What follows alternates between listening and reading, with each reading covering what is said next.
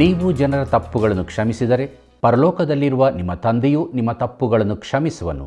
ಆದರೆ ನೀವು ಜನರ ತಪ್ಪುಗಳನ್ನು ಕ್ಷಮಿಸದೇ ಹೋದರೆ ನಿಮ್ಮ ತಂದೆ ಸಹ ನಿಮ್ಮ ತಪ್ಪುಗಳನ್ನು ಕ್ಷಮಿಸುವುದಿಲ್ಲ ಎಂದು ಹೇಳಿದ ಪರಮಗುರುವಾದ ಯೇಸು ಕ್ರಿಸ್ತನ ನಾಮದಲ್ಲಿ ನಿಮ್ಮನ್ನು ಸಮಗ್ರ ಸತ್ಯವೇದ ಅಧ್ಯಯನದ ಇಂದಿನ ಕಾರ್ಯಕ್ರಮಕ್ಕೆ ಪ್ರೀತಿಯಿಂದ ಸ್ವಾಗತಿಸುತ್ತೇನೆ. ಪ್ರಿಯರೇ, ಇಬ್ರಿಯರಿಗೆ ಬರೆದ ಪತ್ರಿಕೆಯ ಧ್ಯಾನದಲ್ಲಿ ಮುಂದುವರಿಯುತ್ತಿರುವ ನಾವು ಕಳೆದ ಕಾರ್ಯಕ್ರಮದಲ್ಲಿ 10ನೇ ಅಧ್ಯಾಯದ 1ನೇ ವಚನದಿಂದ 12ನೇ ವಚನಗಳವರೆಗೆ ಧ್ಯಾನ ಮಾಡಿಕೊಂಡು ಯೇಸು ಕ್ರಿಸ್ತನು ಒಂದೇ ಸಾರಿ ದೇಹ ಸಮರ್ಪಣೆ ಮಾಡಿ ದೇವರ ಚಿತ್ತವನ್ನು ನೆರವೇರಿಸಿದ್ದರಿಂದಲೇ ನಾವು ಶುದ್ಧರಾದೆವು ಎಂಬುದನ್ನು ತಿಳಿದುಕೊಂಡೆವು. ನಮ್ಮ ಪಾಪದ ಬಂಧನದಿಂದ ಬಿಡಿಸಲು ಆತನು ತನ್ನನ್ನೇ ಬಲಿಯಾಗಿ ಅರ್ಪಿಸಿ ಸತ್ತನು. ಈಗ ನಾವು ರಕ್ಷಿಸಲ್ಪಟ್ಟವರಾಗಿಯೇ ಉಳಿಯಬೇಕೆಂದು ಆತನು ತಂದೆಯ ಬಲಗಡೆಯಲ್ಲಿ ಕೂತುಕೊಂಡು ನಮಗೋಸ್ಕರ ವಿಜ್ಞಾಪನೆ ಮಾಡುತ್ತಾ ಇದ್ದಾನೆ.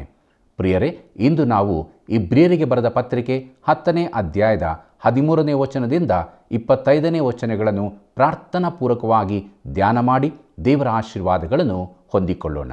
ಶೋಧನೆಗೆ ಒಳಗಾಗದಂತೆ ಎಚ್ಚರವಾಗಿದ್ದು ಪ್ರಾರ್ಥಿಸಿರಿ ಎಂಬುದಾಗಿ ಹೇಳಿದಂಥ ನಮ್ಮ ರಕ್ಷಕನೂ ಹಾಗೂ ನಮ್ಮ ಪ್ರಾಣದ ಆಧಾರವೂ ಆಗಿರುವ ಯೇಸು ಕ್ರಿಸ್ತನ ಅತೀ ಮಧುರವಾದ ನಾಮದಲ್ಲಿ ನಿಮ್ಮೆಲ್ಲರನ್ನು ವಂದಿಸುತ್ತಾ ಇಂದಿನ ವಾಕ್ಯ ಧ್ಯಾನಕ್ಕೆ ಬಹು ಪ್ರೀತಿಯಿಂದ ಸ್ವಾಗತಿಸುತ್ತೇನೆ.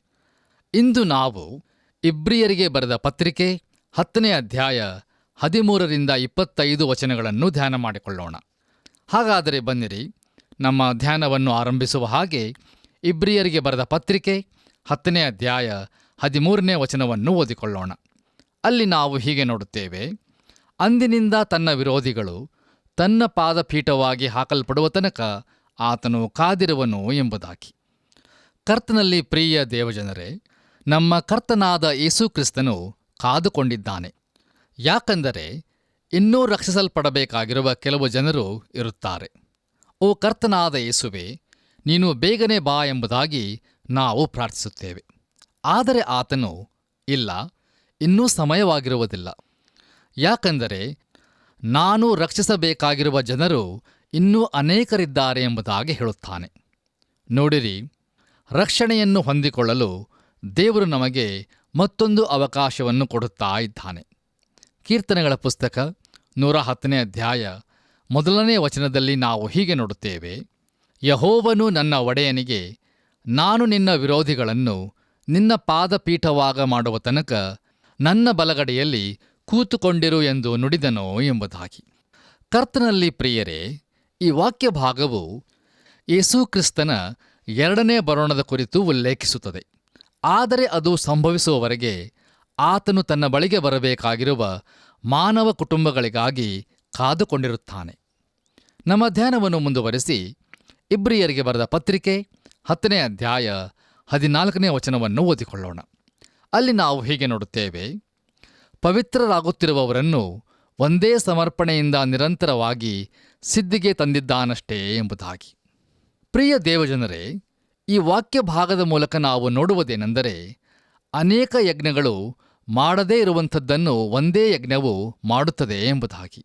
ನೋಡಿರಿ, ಯೇಸು ಕ್ರಿಸ್ತನು ನಮ್ಮನ್ನು ರಕ್ಷಿಸಿ ನಮ್ಮನ್ನು ಕಾಪಾಡದೇ ಹೋದರೆ ನಮ್ಮನ್ನು ರಕ್ಷಿಸಿ ಕಾಪಾಡಲು ಬೇರೆ ಯಾವ ಮಾರ್ಗವೂ ಇರುವುದಿಲ್ಲ. ಈಗ ದಯಮಾಡಿ ನನ್ನೊಂದಿಗೆ ನಿಮ್ಮ ಸತ್ಯವೇದದಲ್ಲಿ ಇಬ್ರಿಯರಿಗೆ ಬರೆದ ಪತ್ರಿಕೆ 10ನೇ ಅಧ್ಯಾಯ 15ರಿಂದ 17 ವಚನಗಳನ್ನು ಗಮನಿಸಿರಿ.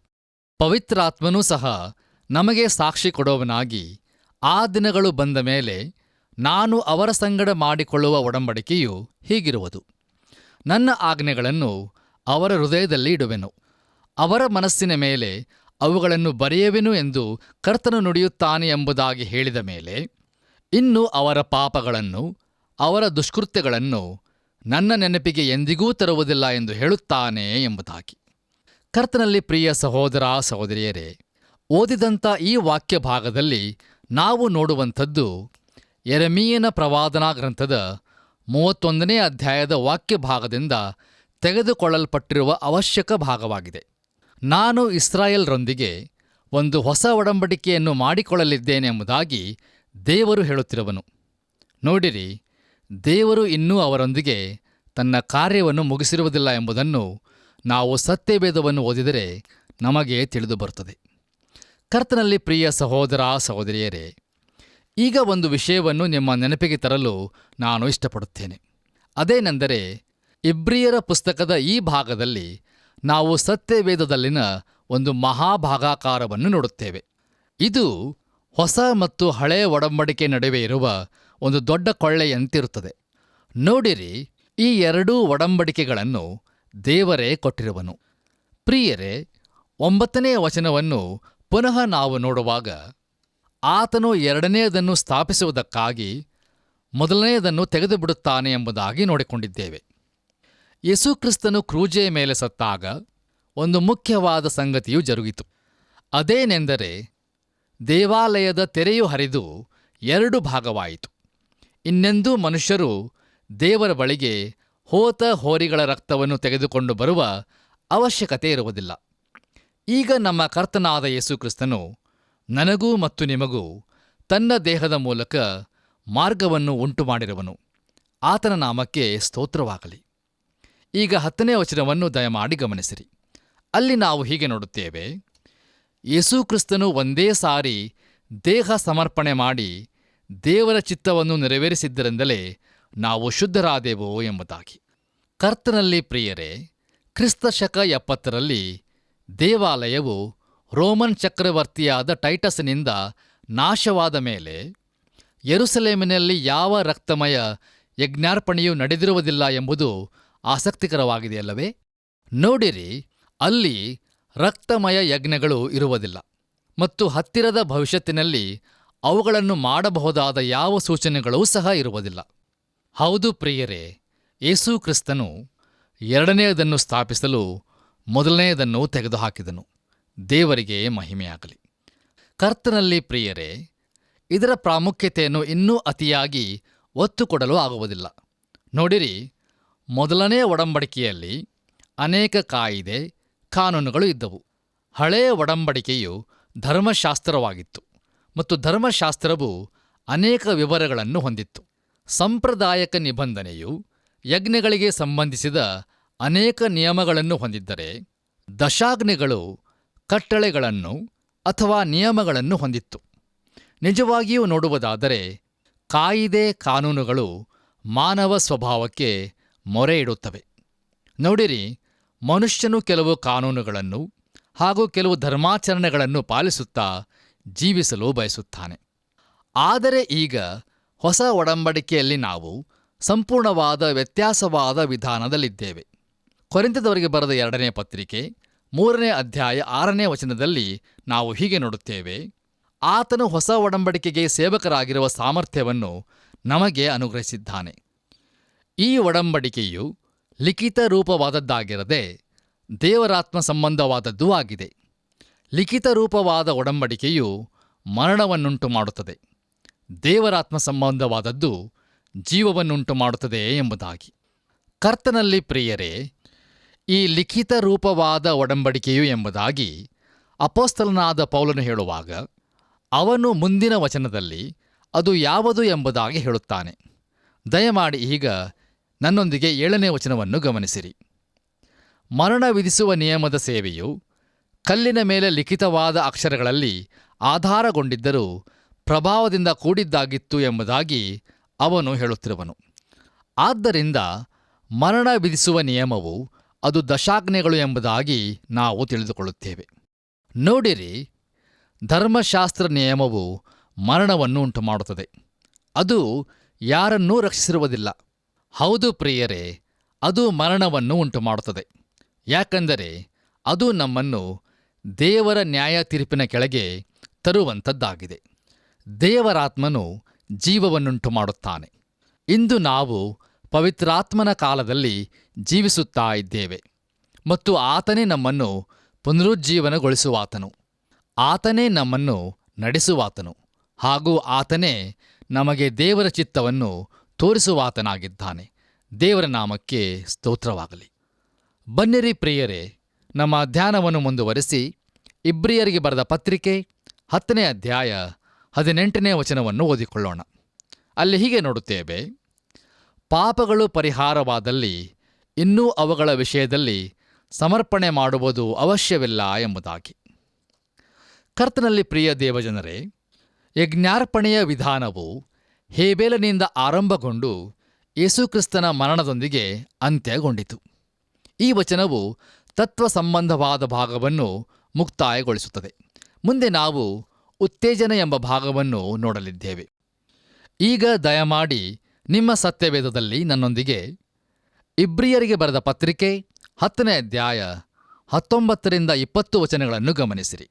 ಅಲ್ಲಿ ಹೀಗೆ ನೋಡುತ್ತೇವೆ: ಹೀಗಿರುವಲ್ಲಿ ಸಹೋದರರೇ, ಯೇಸು ನಮಗೋಸ್ಕರ ಪ್ರತಿಷ್ಠಿಸಿದ ಜೀವವುಳ್ಳ ಹೊಸ ದಾರಿಯಲ್ಲಿ ಆತನ ರಕ್ತದ ಮೂಲಕ ಆತನ ಶರೀರವೆಂಬ ತೆರೆಯ ಮುಖಾಂತರ ದೇವರ ಸಮಕ್ಷಮದಲ್ಲಿ ಪ್ರವೇಶಿಸುವುದಕ್ಕೆ ನಮಗೆ ಧೈರ್ಯ ಉಂಟಾಯಿತು ಎಂಬುದಾಗಿ.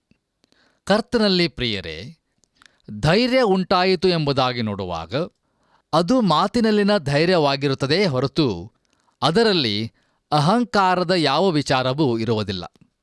ಈಗ ದಯಮಾಡಿ ಇದನ್ನು ಜಾಗರೂಕತೆಯಿಂದ ಗಮನಿಸಿರಿ. ಅದೇನೆಂದರೆ, ದೇವರ ಪವಿತ್ರ ಸಮಕ್ಷಮದಲ್ಲಿ ನಾವು ಹೇಗೆ ಪ್ರವೇಶಿಸಲಿದ್ದೇವೆ ಎಂಬುದಾಗಿ. ಅದಕ್ಕೆ ಇರುವ ಒಂದೇ ಒಂದು ಉತ್ತರವೇನೆಂದರೆ ಯೇಸು ಕ್ರಿಸ್ತನ ರಕ್ತ ಎಂಬುದಾಗಿ. ಹೌದು ಪ್ರಿಯರೇ, ಯೇಸು ಕ್ರಿಸ್ತನು ಕ್ರೂಜೆಯ ಮೇಲಿದ್ದಾಗ ತೆರೆಯು ಹರಿದು 2 ಭಾಗವಾಯಿತು ಎಂಬುದು ದೇವರ ಕಡೆಗೆ ಹೋಗುವ ಮಾರ್ಗವು ಈಗ ತೆರೆಯಲ್ಪಟ್ಟಿದೆ ಎಂಬುದನ್ನು ಸೂಚಿಸುತ್ತದೆ. ಮುಂದೆ ಇದೇ ವಾಕ್ಯ ಭಾಗದಲ್ಲಿ ನಾವು ಆತನ ಶರೀರವೆಂಬ ತೆರೆಯ ಮುಖಾಂತರ ಎಂಬುದಾಗಿ ನೋಡುತ್ತೇವೆ. ಇಲ್ಲಿ ನಾವು ನೋಡುತ್ತಿರುವಂಥ ಶರೀರ ಎಂಬುದು ಯೋಹಾನನ ಸುವಾರ್ತೆಯ ಆರಂಭದ ವಾಕ್ಯಗಳಲ್ಲಿ ವಾಕ್ಯವೆಂಬಾತನು ನರಾವತಾರವೆತ್ತಿ ಎಂಬುದಾಗಿ ಉಪಯೋಗಿಸಲ್ಪಟ್ಟಿರುವ ಅದೇ ಅರ್ಥವನ್ನು ಕೊಡುವಂಥದ್ದಾಗಿರುತ್ತದೆ.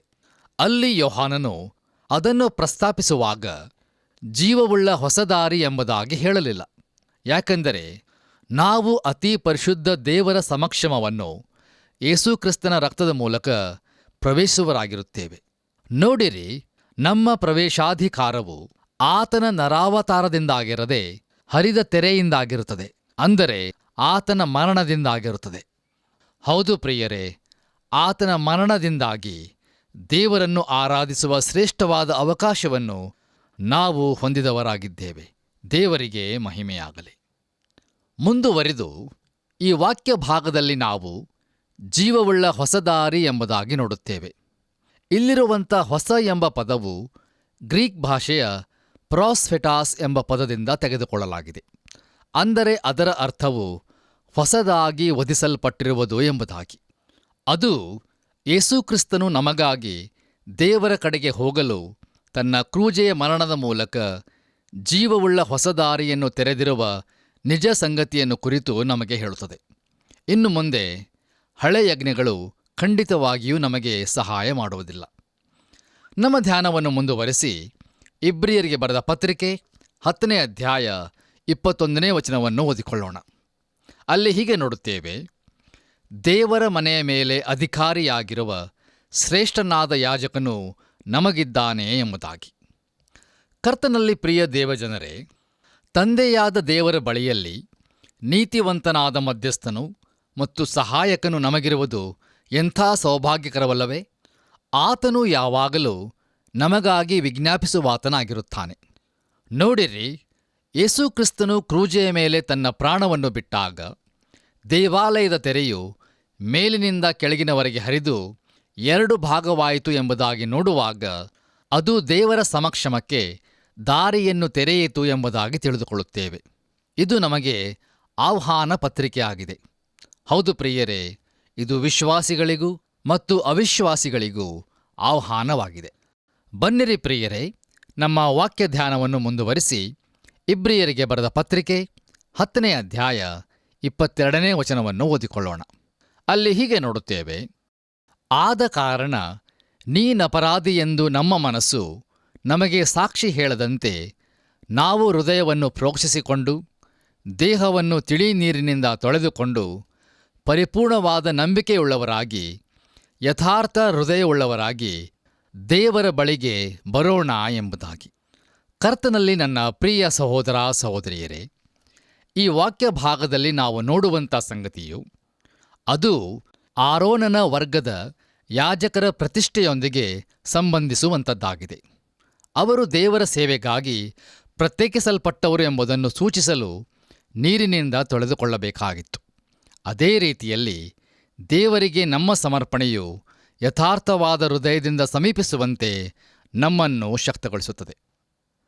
ಮುಂದೆ ಈ ವಾಕ್ಯ ಭಾಗದಲ್ಲಿ ನಾವು ಪರಿಪೂರ್ಣವಾದ ನಂಬಿಕೆಯುಳ್ಳವರಾಗಿ ಎಂಬುದಾಗಿ ನೋಡುತ್ತೇವೆ.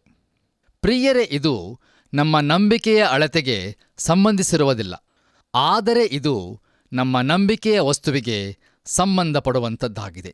ನೋಡಿರಿ, ನಿಜವಾದ ನಂಬಿಕೆಯು ಯಾವಾಗಲೂ ನಂಬಿಕೆಯ ವಸ್ತುವಿನ ಮೇಲೆ ಆತುಕೊಂಡಿರುತ್ತದೆ. ಕರ್ತನಲ್ಲಿ ಪ್ರಿಯರೇ, ನಂಬಿಕೆಯನ್ನು ತಪ್ಪಾದ ಸ್ಥಳದಲ್ಲಿ ಇಡಬಹುದು. ಅಂದರೆ ನಾವು ಈ ಲೋಕದ ಯಾವುದೋ ಒಬ್ಬ ವ್ಯಕ್ತಿಯ ಮೇಲೆ ನಮ್ಮ ನಂಬಿಕೆಯನ್ನು ಇಟ್ಟು ನಿರಾಶರಾಗಬಹುದು. ದೇವರಿದ್ದಾನೆ ಎಂದು ವಿಶ್ವಾಸಿಸುವುದು ಮಾತ್ರ ನಂಬಿಕೆಯಾಗಿರುವುದಿಲ್ಲ. ಅದು ಕೇವಲ ನಾನೊಬ್ಬ ನಾಸ್ತಿಕನಾಗಿರುವುದಿಲ್ಲ ಎಂಬುದನ್ನು ತೋರಿಸಿಕೊಡುತ್ತದೆ. ನಾವು ಕೇವಲ ದೇವರ ಕುರಿತಾದ ಜ್ಞಾನವನ್ನು ಹೊಂದಿ ನೀತಿಯ ಮಾರ್ಗವನ್ನು ತಿಳಿದಿರುವುದು ಅಷ್ಟೇ ಅಲ್ಲ, ನಮ್ಮ ನಂಬಿಕೆಯ ಮೇಲೆ ಕ್ರಿಯೆಯನ್ನೂ ಸಹ ಮಾಡಬೇಕು. ನೋಡಿರಿ, ನಿಜವಾದ ನಂಬಿಕೆ ಅಂದರೆ ನಾವು ನಿಜವಾಗಿಯೂ ಯೇಸು ಕ್ರಿಸ್ತನನ್ನು ನಮ್ಮ ಸ್ವಂತ ರಕ್ಷಕನನ್ನಾಗಿ ಅಂಗೀಕರಿಸಿಕೊಳ್ಳುವುದೇ ಆಗಿದೆ. ಯೋಹಾನನು ಬರೆದ ಸುವಾರ್ತೆ 1ನೇ ಅಧ್ಯಾಯ 11 ಹಾಗೂ 12ನೇ ವಚನಗಳಲ್ಲಿ ನಾವು ಹೀಗೆ ನೋಡುತ್ತೇವೆ: ಆತನು ತನ್ನ ಸ್ವಾಸ್ಥ್ಯಕ್ಕೆ ಬಂದನು, ಆದರೆ ಸ್ವಂತ ಜನರು ಆತನನ್ನು ಅಂಗೀಕರಿಸಲಿಲ್ಲ. ಯಾರ್ಯಾರು ಆತನನ್ನು ಅಂಗೀಕರಿಸಿದರೋ, ಅಂದರೆ ಆತನ ಹೆಸರಿನಲ್ಲಿ ನಂಬಿಕೆ ಇಟ್ಟರೋ, ಅವರಿಗೆ ದೇವರ ಮಕ್ಕಳಾಗುವ ಅಧಿಕಾರ ಕೊಟ್ಟನೋ ಎಂಬುದಾಗಿ. ಪ್ರಿಯರೇ, ಕ್ರಿಸ್ತನಲ್ಲಿ ನಂಬಿಕೆ ಎಂಬುದರ ಅರ್ಥವು ಯೇಸು ಕ್ರಿಸ್ತನನ್ನು ಸ್ವಂತ ರಕ್ಷಕನನ್ನಾಗಿ ಅಂಗೀಕರಿಸಿಕೊಳ್ಳುವುದಾಗಿದೆ. ಹೌದು ಪ್ರಿಯರೇ, ನಂಬಿಕೆಯು ಜ್ಞಾನದ ಮೇಲೆ ಆಧಾರಿತವಾಗಿರುವ ಕ್ರಿಯೆಯಾಗಿರುತ್ತದೆ. ರೋಮಾಪುರದವರಿಗೆ ಬರೆದ ಪತ್ರಿಕೆ 10ನೇ ಅಧ್ಯಾಯ 17ನೇ ವಚನದಲ್ಲಿ ನಾವು ಹೀಗೆ ನೋಡುತ್ತೇವೆ: ಆದ ಕಾರಣ ಸಾರಿದ ವಾರ್ತೆಯು ನಂಬಿಕೆಗೆ ಆಧಾರ, ಆ ವಾರ್ತೆಗೆ ಕ್ರಿಸ್ತನ ವಾಕ್ಯವೇ ಆಧಾರ ಎಂಬುದಾಗಿ. ನೋಡಿರಿ, ನಂಬಿಕೆಯು ಜ್ಞಾನದ ಮೇಲೆ ಆಧಾರಿತವಾಗಿರುವ ಕ್ರಿಯೆಯಾಗಿದೆ. ಅಂದರೆ ಯೇಸು ಕ್ರಿಸ್ತನನ್ನು ನಮ್ಮ ಸ್ವಂತ ರಕ್ಷಕನನ್ನಾಗಿ ಅಂಗೀಕರಿಸಿ ವಿಶ್ವಾಸಿಸುವುದೇ ಅದರ ಅರ್ಥವಾಗಿದೆ. ಬನ್ನಿರಿ, ನಮ್ಮ ಧ್ಯಾನವನ್ನು ಮುಂದುವರಿಸಿ ಇಬ್ರಿಯರಿಗೆ ಬರೆದ ಪತ್ರಿಕೆ 10ನೇ ಅಧ್ಯಾಯ 23ನೇ ವಚನವನ್ನು ಓದಿಕೊಳ್ಳೋಣ. ದಯಮಾಡಿ ನಿಮ್ಮ ಸತ್ಯವೇದದಲ್ಲಿ ನನ್ನೊಂದಿಗೆ ಈ ವಚನವನ್ನು ಗಮನಿಸಿರಿ. ಅಲ್ಲಿ ಹೀಗೆ ನೋಡುತ್ತೇವೆ: ನಮ್ಮ ನಿರೀಕ್ಷೆಯನ್ನು ಕುರಿತು ನಾವು ಮಾಡಿದ ಪ್ರತಿಜ್ಞೆಯನ್ನು ನಿಶ್ಚಂಚಲವಾಗಿ ಪರಿಗ್ರಹಿಸೋಣ, ವಾಗ್ದಾನ ಮಾಡಿದಾತನು ನಂಬಿಗಸ್ತನೋ ಎಂಬುದಾಗಿ. ಕರ್ತನಲ್ಲಿ ನನ್ನ ಪ್ರಿಯ ದೇವಜನರೇ, ನಮ್ಮ ನಿರೀಕ್ಷೆಯನ್ನು ಕುರಿತು ನಾವು ಮಾಡಿದ ಪ್ರತಿಜ್ಞೆಯನ್ನು ನಿಶ್ಚಂಚಲವಾಗಿ ಪರಿಗ್ರಹಿಸೋಣ ಎಂಬುದಾಗಿ ನೋಡುವಾಗ, ನಿಜವಾಗಿಯೂ ನಂಬಿಕೆಯು ತನ್ನಲ್ಲಿ ನಿರೀಕ್ಷೆಯ ವಿಚಾರವನ್ನು ಹೊಂದಿರುತ್ತದೆ. ನಾವು ದೇವರ ಸಮೀಪಕ್ಕೆ ಬರೋಣ, ಆದರೆ ನಮ್ಮ ನಂಬಿಕೆಯ ಪ್ರತಿಜ್ಞೆಯನ್ನು ನಿಶ್ಚಂಚಲವಾಗಿ ಹಿಡಿದುಕೊಳ್ಳೋಣ. ಯಾಕೆಂದರೆ ನಮ್ಮಲ್ಲಿ ನಿರೀಕ್ಷೆ ಇದೆ, ಮತ್ತು ನಿರೀಕ್ಷೆಯು ಭವಿಷ್ಯತ್ತಿಗಾಗಿ ಇರುತ್ತದೆ. ನೋಡಿರಿ, ದೇವರ ಬಳಿಗೆ ನಾವು ನಂಬಿಕೆಯ ಸಂಪೂರ್ಣ ಭರವಸೆಯೊಡನೆ ಬರಬಹುದು, ಹಾಗೂ ನಾವು ನಿರೀಕ್ಷೆಯನ್ನು ಹೊಂದಿರುವುದರಿಂದ ನಮ್ಮ ನಂಬಿಕೆಯ ಪ್ರತಿಜ್ಞೆಯನ್ನು ನಿಶ್ಚಂಚಲವಾಗಿ ಹಿಡಿದುಕೊಳ್ಳಬಹುದು ಎನ್ನುವಂಥದ್ದು ಎಷ್ಟು ಅದ್ಭುತಕರವಾಗಿದೆಯಲ್ಲವೇ? ದೇವರಿಗೆ ಮಹಿಮೆಯಾಗಲಿ. ಆದ್ದರಿಂದ ಪ್ರಿಯರೇ, 22ನೇ ವಚನದಲ್ಲಿ ನೋಡಿರುವ ಪ್ರಕಾರ ಮೊದಲನೆಯದಾಗಿ ನಾವು ದೇವರ ಸಮೀಪಕ್ಕೆ ಬರಬೇಕು. 23ನೇ ವಚನದಲ್ಲಿ ನೋಡಿರುವ ಪ್ರಕಾರ ಎರಡನೆಯದಾಗಿ ನಾವು ನಿಶ್ಚಂಚಲವಾಗಿ ಹಿಡಿದುಕೊಳ್ಳಬೇಕು. ಬನ್ನಿರಿ, ಈಗ 3ನೇ ಸಂಗತಿಯನ್ನು ನೋಡಿಕೊಳ್ಳೋಣ. ದಯಮಾಡಿ ನನ್ನೊಂದಿಗೆ ಇಬ್ರಿಯರಿಗೆ ಬರೆದ ಪತ್ರಿಕೆ 10ನೇ ಅಧ್ಯಾಯ 24ನೇ ವಚನವನ್ನು ಗಮನಿಸಿರಿ. ಅಲ್ಲಿ ಹೀಗೆ ನೋಡುತ್ತೇವೆ: ನಾವು ಪರಸ್ಪರ ಹಿತಚಿಂತಕರಾಗಿದ್ದು ಪ್ರೀತಿಸುತ್ತಿರಬೇಕೆಂತಲೂ ಸತ್ಕಾರ್ಯ ಮಾಡಬೇಕೆಂತಲೂ ಒಬ್ಬರನ್ನೊಬ್ಬರು ಪ್ರೇರೇಪಿಸೋಣ ಎಂಬುದಾಗಿ. ಕರ್ತನಲ್ಲಿ ಪ್ರಿಯರೇ, ಈ ವಾಕ್ಯ ಭಾಗದಲ್ಲಿ ನಾವು ನೋಡುವಂಥ ಪ್ರೇರೇಪಿಸೋಣ ಎಂಬ ಪದವು ಗ್ರೀಕ್ ಭಾಷೆಯ ಪ್ಯಾರೋಸ್ಕೋಸ್ಮೋಸ್ ಎಂಬ ಪದದಿಂದ ಬಂದಿರುವಂಥದ್ದು.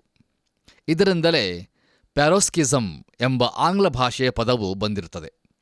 ಇದರ ವಾಸ್ತವಿಕ ಅರ್ಥವು ಉದ್ರೇಕದ ಕಡೆಗಿನ ನೋಟದೊಂದಿಗೆ ಎಂಬುದಾಗಿ.